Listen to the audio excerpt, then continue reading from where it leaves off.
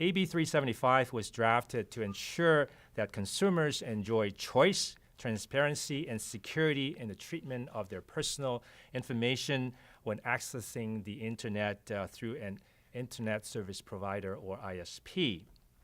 As you know, earlier this year, Congress and the Trump administration approved a measure, which is Senate Resolution 34, that repealed the privacy rules adopted by the Federal Communications Commission, or FCC, under President Obama, to give broadband, high-speed internet consumers greater control over their personal information. Now, these privacy rules, which were developed over the course of several years and reflected extensive public comment, were described by the FCC at the time as being built on widely accepted privacy principles that would have required ISPs to provide their customers with meaningful choice, while at the same time keeping consumer data secure and also giving the ISPs the flexibility to continue to innovate. In April of this year, those rules were terminated and eliminated on a largely party line vote. However, the public does not see privacy as a partisan issue. In fact, one poll conducted in March of this year found that 80% of Democrats and 75% of Republicans wanted the president to veto the repeal bill and allow the FCC privacy rules to take effect, which obviously didn't happen. Here in California, the idea that a person should have some say about how their information is treated and how internet service providers can use, share, or sell their personal information is not a controversial one. It is simply common sense. Congress and the administration went against the will of the vast majority of Americans when they revoked the FCC rules, but with AB 375, California is going to restore what Washington stripped away. So what we're talking about here is we're talking about information about your internet use. We're talking about information about where you go on the internet, which websites you go to, including financial websites and medical websites. We're talking about which individual web pages you go to if they're not encrypted. We're talking about which videos you watch if they're not encrypted. Second, we're also talking about your usage of the internet. So we're talking about how often you go to a website. Your ISP could see how long you spend on each website.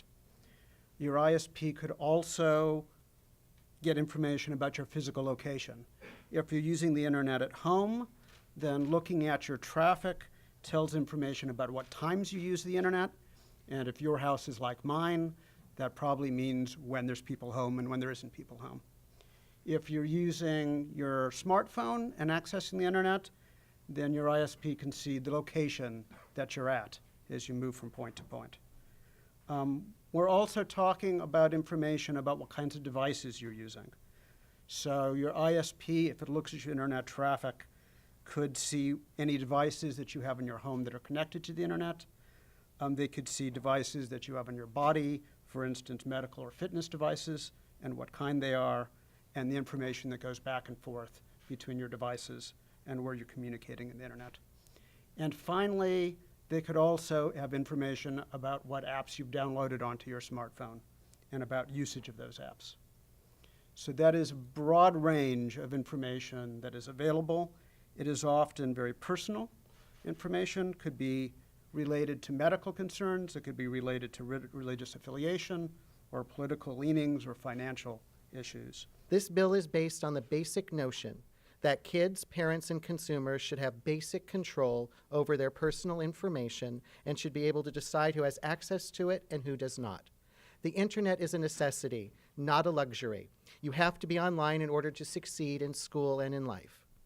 Children and families must therefore have strong privacy protections. Kids' data is uniquely susceptible to privacy abuse, as they naturally share a lot of personal information without understanding the consequences. And they are also more vulnerable to marketing. All companies must step up to privacy, including broadband providers. Parents deserve to make informed choices about their use and sharing of data and their kids' online information, such as web browsing, app activity, and message content. Unless parents have opted in, kids and teens should not be tracked and targeted, and they should have control over their personal information. And this is a consequential day for Americans, because really what is before us is what is our future going to look like? You know, will our kids and will our grandchildren look back with some sense of nostalgia on the bygone era where privacy was a right that we all felt was not only crucial, but something that we took for granted in our lives? Or will we sacrifice our privacy because corporations are treating us, consumers, as the product that they commoditize, that they analyze, that they slice and dice and sell for profit?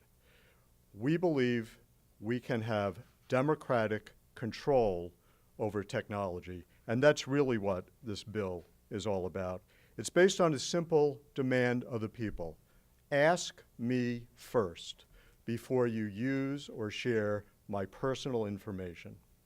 You know, we pay broadband internet service providers for a commodity service, a connection to the internet. The price we pay should not include having to forfeit our privacy. Simply put, AB 375 would do the following things. 1, restore consumer control over their own information by generally requiring ISPs to secure the opt-in consent of the consumer in order to use, disclose, sell, or permit access to the customer personal information, while still allowing ISPs to have broad latitude to operate their businesses, to fight fraud, to provide security, and also to cooperate with law enforcement.